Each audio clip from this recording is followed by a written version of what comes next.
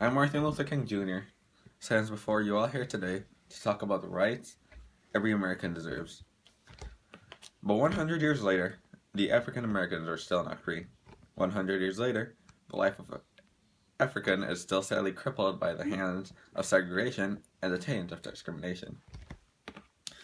Now is the time to make real the promises of democracy.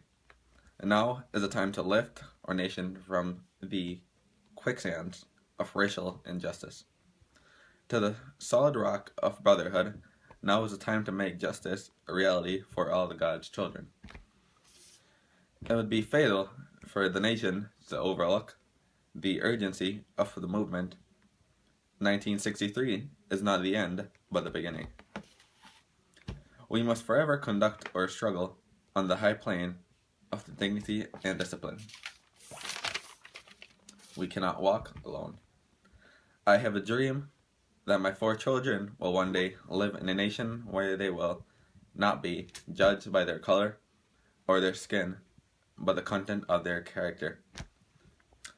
When we allow freedom ring, when we let it ring from every village and every hamlet, from every state and city, we'll be able to speed up the day when all the God's children, black, white, Jewish, Protestants, and Catholics, will be able to join hands and sing in the word of the old African American spiritual.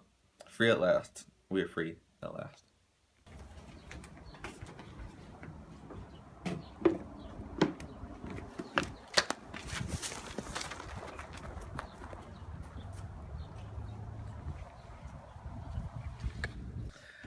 Ready? I, Martin Luther King Jr., stand before you here today to talk about the rights every American deserves. I'm sorry. Are you videoing me? Come on, Martin Luther. I am Martin Luther King. Go to Wienerlicious.